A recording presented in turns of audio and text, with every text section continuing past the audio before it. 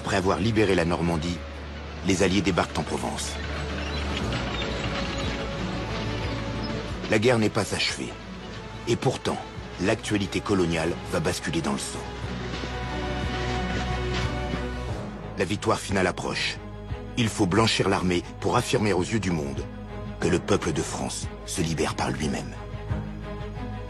Le gouvernement décide alors de démobiliser plusieurs régiments de tirailleurs sénégalais. Pour accélérer leur retour au pays, les autorités promettent qu'ils toucheront leur solde sitôt arrivés à Dakar. Confiants, la plupart des tirailleurs prennent la mer.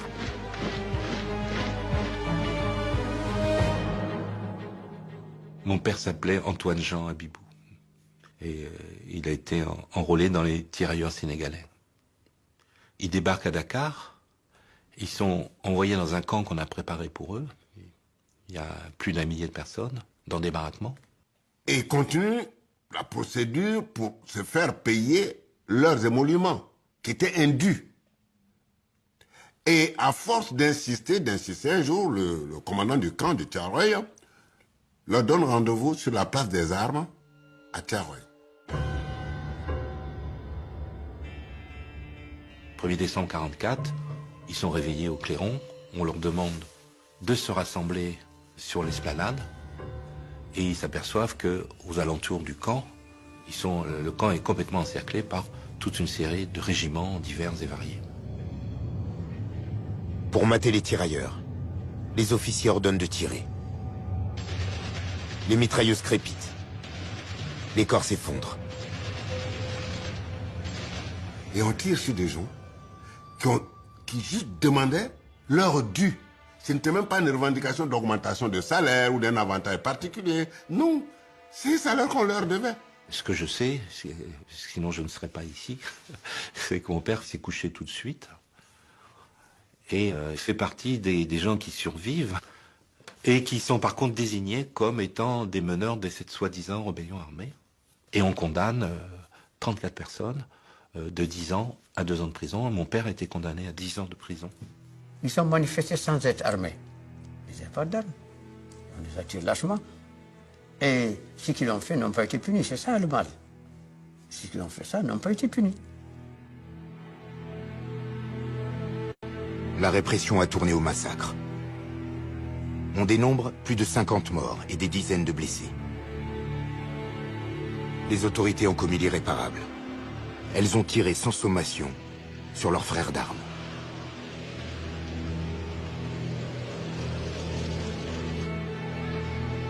Aucune image ne témoigne de ce crime. La propagande préfère mettre en scène le retour joyeux d'un tirailleur qui ignore tout de cette tragédie. Amadouba a le sens du protocole. Il prend la tête du cortège dès que les cases sont en vue. Le village est en effervescence. C'est un véritable événement que le retour du guerrier Amadouba. En son honneur, les tam-tams se déchaînent, les femmes dansent. Spontanément, le village entier témoigne son allégresse par une manifestation traditionnelle.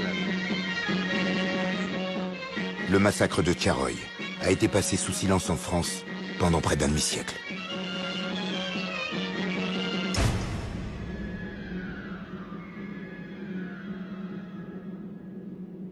Il n'y a aucune mémoire de ça et c'est terrible.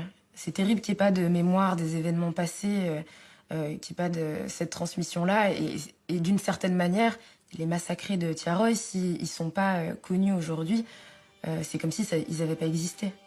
C'est quand même assez grave que l'armée française ait commis ce genre de choses, parce que ça prouve en fait que cet idéal de on libère les gens, on fait les choses parce que on veut rendre le monde meilleur et parce que on a une idéologie positive et noble derrière nous, ça prouve qu'en fait c'est pas le cas, puisque à la moindre contestation, on tue les gens. Tous les débats concernant la France et ses anciennes colonies françaises, tout ça est entaché par ce passé historique et par ces différentes formes d'injustice.